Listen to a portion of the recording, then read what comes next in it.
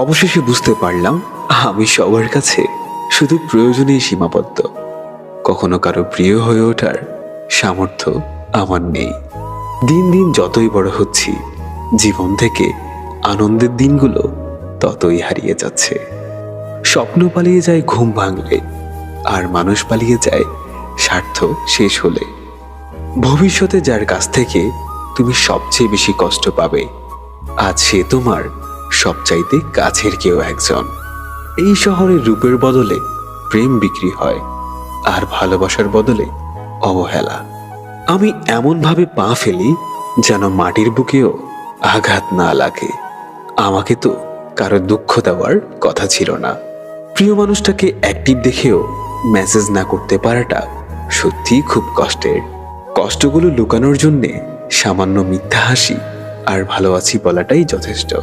অনেক রাত পর্যন্ত তারাই জেগে থাকে যারা জীবনের সাথে নিজের হিসাবটা আজও মিলাতে পারেনি। যারা নিজেকে নিয়ে ব্যস্ত থাকে তারা কখনো অন্যের দুঃখ কষ্টকে উপলব্ধি করতে পারে না। ঝগড়ার পরে যে প্রথমে কথা বলে সে নির্লজ্জ না, তার কাছে সম্পর্কের মূল্য সবচেয়ে বেশি। হয়তো একদিন ঠিকই বুঝবে তোমার হৃদয়ে আমার অভাবটা ঠিক কতটা জুড়ে।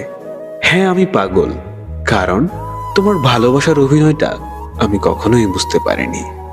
জীবনে দুটোই দুঃখ আছে, একটি হলো তোমার ইচ্ছা অপূর্ণ থাকা, আর অন্যটি হলো ইচ্ছা পূর্ণ হলে আরেকটির প্রত্যাশা করা। রাত হলে বোঝা যায় এই পৃথিবীতে আমি মানুষটা কতটা একা। কেউ যদি তোমার ভালোবাসার মূল্য না বোঝে তবে নিজেকে নিঃস্ব ভেবো না, কারণ জীবনটা এত তুচ্ছ না। কি হবে ভালোবেসে, ছেড়ে তো যাবে প্রয়োজন শেষে। আমি বৃষ্টিতে হাঁটি যাতে কেউ আমার অশ্রু না দেখতে পারে।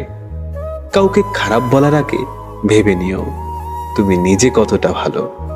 পৃথিবীতে একমাত্র নিঃস্বার্থ ভালোবাসা হলো মা বাবার ভালোবাসা, যেখানে থাকে না কোনো স্বার্থ।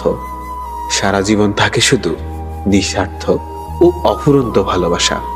অবশেষে এটা বুঝতে পারলাম, এই জীবনে আমার আর ভালো থাকা হবে না।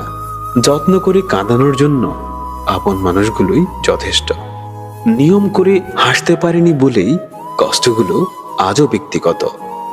ধৈর্য ধরো, তোমার জন্য যেটা বরাদ্দ সেটা দেরিতে হলেও আসবে ইনশাআল্লাহ।